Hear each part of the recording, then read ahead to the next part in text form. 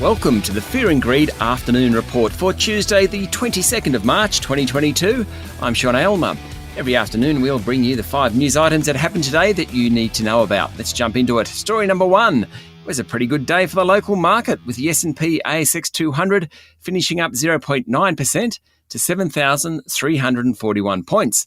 It was all about the miners, and particularly BHP, which jumped 5% today on the back of higher oil and iron ore prices. There were some strong performances from a disparate group of companies. Rio Tinto was up 3.2%, South32 was 3.6% higher, and Newcrest Mining jumped 2.9%. That's the miners.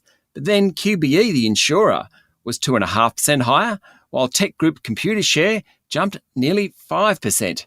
The banks did well, and a reminder that all those Commonwealth Bank shareholders out there should be getting their dividends in the mail shortly, or at least in their bank accounts. All in all, pretty good day on the market. Story number 2, oil prices. They're running again, with Brent crude heading back towards $120 a barrel. There's growing support within Europe to ban the purchase of Russian oil, joining the US in doing so. Germany, for example, is arguing that the region is too dependent on Russian energy and needs to move on. This comes on top of some disruption in supply out of Saudi Arabia. So what's all that mean?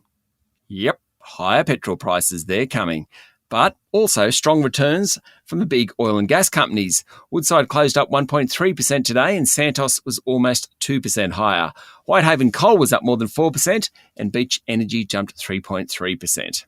Story number 3. The ANZ Roy Morgan weekly measure of consumer confidence fell nearly 5% last week to its lowest level since the height of the pandemic in September 2020. No surprises why. Petrol prices. That, of course, provides some worries about near-term spending by households.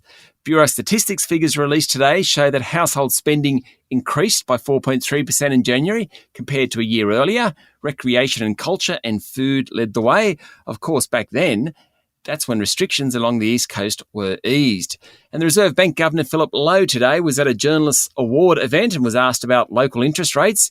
He said there was a shift in inflation going on, but it's not quite clear how pervasive it is. He added that the central bank is looking to see what happens to wages growth. Story number 4. The federal government will spend $60 million to lure foreign tourists back to Australia following its 2-year closure to the rest of the world. Or, as the Prime Minister Scott Morrison put it, he wants bums on seats.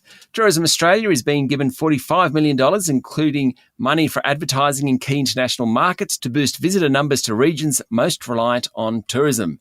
Meanwhile, in New South Wales, a Liberal Member of Parliament is under pressure to quit after historical sexual assault allegations were made against him. Gareth Ward has been charged with assault in 2013 and sexually abusing a man in 2015. Mr. Ward denies the claims. And finally, story number 5, there are no signs of survivors from the China Eastern Airlines Boeing 747 crash this morning.